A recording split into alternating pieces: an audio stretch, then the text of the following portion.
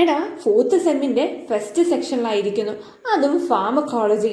Tension ഇല്ലാതിരിക്കുമോ?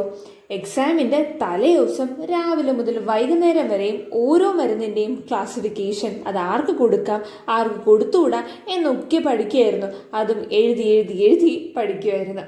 ഇനി ഒരു example പറഞ്ഞു കഴിഞ്ഞാൽ, നമ്മളിപ്പം ഛർദിലിന് കൊടുക്കുന്ന ഒരു മരുന്ന്, ഇപ്പം പ്രഗ്നൻ്റ് ആയിട്ടുള്ള സ്ത്രീകൾക്ക് കൊടുക്കുന്ന മരുന്നായിരിക്കൂല നമ്മളിപ്പം കാറിലൊക്കെ പോകുന്ന സമയത്ത് ചില ആളുകൾ വെറുതെ ഛർദ്ദിക്കൂല, അവർക്ക് കൊടുക്കുന്ന മരുന്ന്.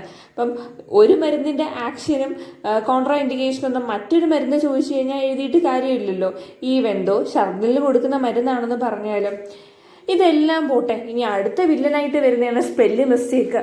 10,000-ലേറെ മരുന്നുകൾ പഠിച്ചു വരുമ്പോഴത്തേക്കും സ്പെല്ലിംഗ് അങ്ങോട്ടും ഇങ്ങോട്ടും മാറും. പക്ഷേ അങ്ങനെ മാറിയാൽ മാർക്കുമില്ല. അവർ പറയുന്നതിലും കാര്യമുണ്ട്. ഒരു സ്പെല്ലിങ് മാറിക്കഴിഞ്ഞാൽ പേഷ്യൻസിന് കൊടുക്കുന്ന മരുന്നും മാറും, അവർക്ക് കിട്ടുന്ന ചികിത്സയും മാറും. ഇനി എക്സാമായി ക്വസ്റ്റ്യൻ പേപ്പർ കണ്ടപ്പോൾ നമുക്കറിയാവുന്ന ക്വസ്റ്റ്യൻസ് ആയിരുന്നു ഏകദേശം എല്ലാം. എഴുതി തുടങ്ങിയ സമയത്ത് കുറച്ച് കോൺഫിഡൻസ് ഒക്കെ ഉണ്ടായിരുന്നു. പിന്നെ എഴുതി വന്നപ്പോഴത്തേക്കും ക്ലാസിഫിക്കേഷൻ, ഒന്നാമത് നമ്മൾ ഒരുപാട് മരുന്നും പഠിച്ചുകൊണ്ടാണ് പോകുന്നത്. സ്വാഭാവികമായി കുറേയൊക്കെ മറന്നു പോകും.